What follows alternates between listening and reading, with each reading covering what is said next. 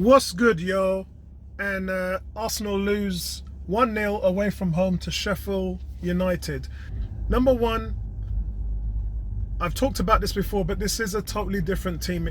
If you take out the likes of Xhaka, it's a completely different team to the one that Arsene Wenger left in charge.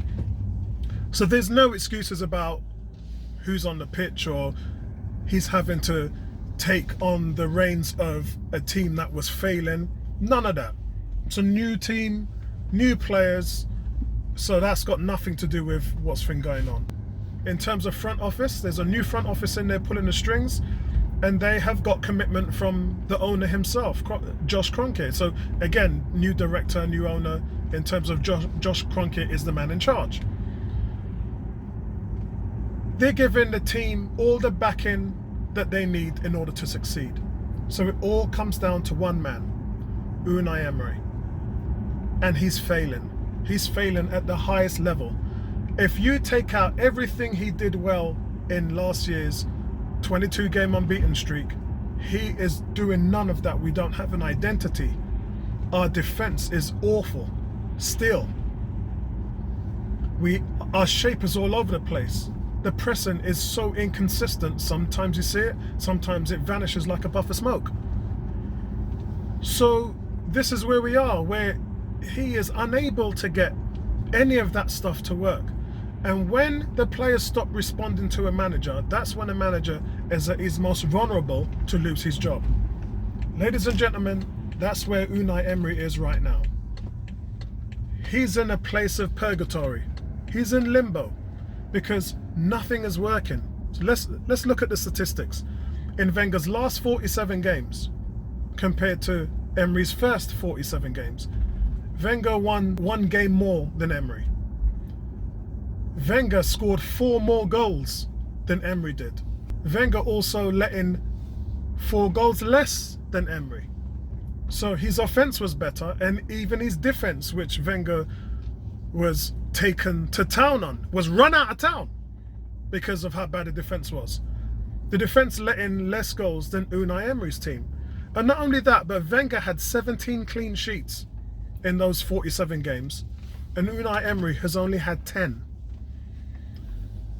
Ladies and gentlemen, Gooners, Goonerettes, Emery is failing at every single level. Now look, a few videos ago I told you that I'm not going to be the one calling for his head.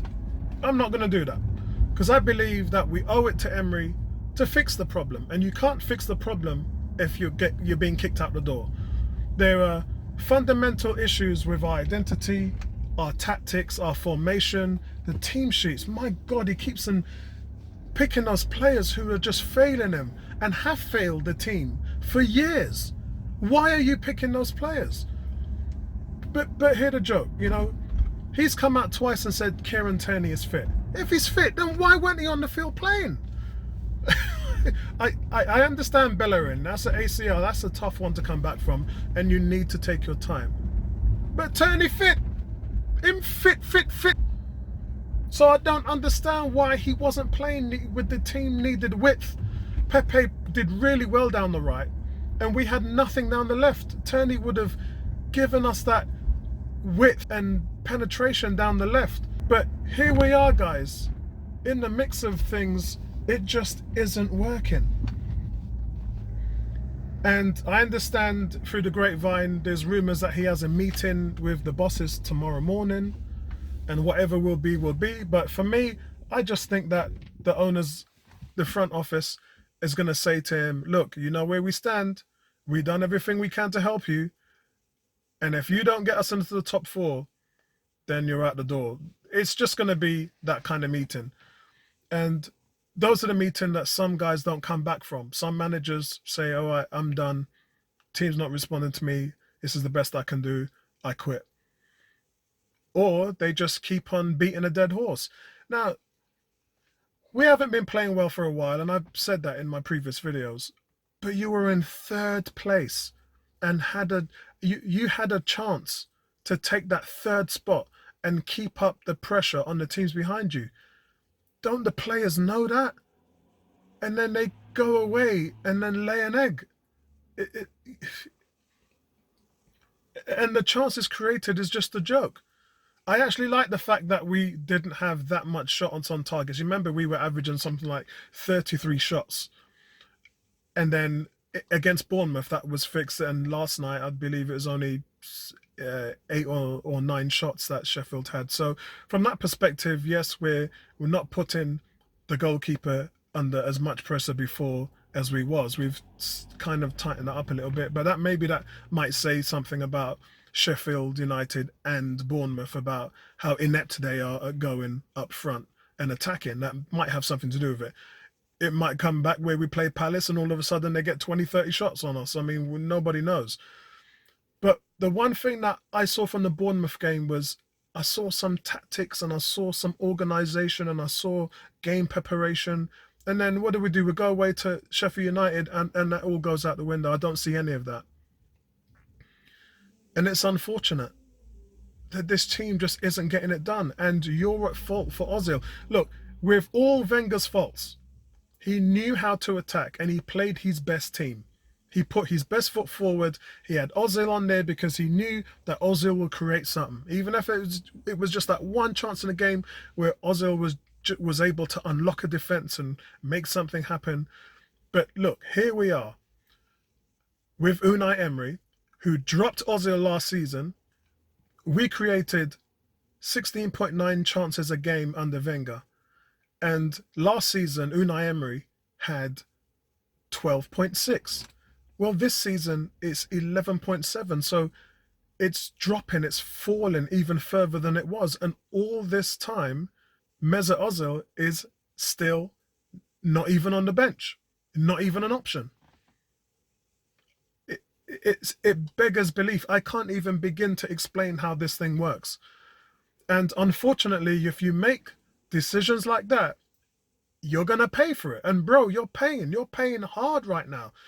Because I don't even know how your players can even look at you and feel like they're in this. You've put the team in the best situation possible to win. Your team sheets say otherwise. You're not playing your best 11. Look at your bench. Last night you had Torreira, who God knows can't even get a game. Ceballos, Kieran Tierney. How can you have those guys on the bench and say that you're playing your best 11? The fact that you're not even playing your best players is laughable. The fact that you don't even have the players to get the best result is laughable. And you're paying for it. You're getting punished hard, bro. Yeah? You're getting punished hard because the results don't lie. And I'm going to stand by my commitment to a new manager. Yeah. I got to take the high road. I'm going to stand by and say that he deserves his time until the end of the season to figure this all out.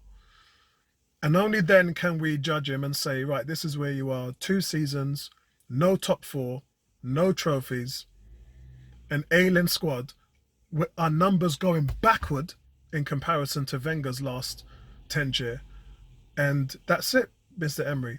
Time to move on. And maybe, big shout out to Greg, because you've talked about Arteta doing a better job. And you know what? I think Arteta probably would do a better job. I mean, it never worked for Unai Emery in PSG. We know that because even winning domestic stuff, that was never their problem. Their problem was trying to improve in Europe, and he couldn't do that for them over 2 seasons. He couldn't take them to that extra mile. Them winning titles was like Celtics winning titles. What are you going to do? You take the team over there, still going to win titles. He ain't going to really make much change there. But this is a bigger job. He failed at PSG, and he's currently failing at Arsenal. So I'm going to leave it right there, guys. Appreciate the love and support. And sorry about this new format. I'm just trying to leave out a few things so I don't get on YouTube's nerves and I don't get my videos to be taken down. So sorry if this is the bare bones at the moment, but we'll work through it and we'll get through to the other side. And thanks for your support. Love you guys, and back your team, yeah? Regardless of what's going on, guys, you need to show up. Keep putting your support into the team, because that's who we are, man. Our results don't define us as fans. We have a great set of fans. A little bit privileged, yeah, I get that, but we still have a great set of fans. and I love our fan base. So back your team, man. Peace out. Right back at you. Nice one.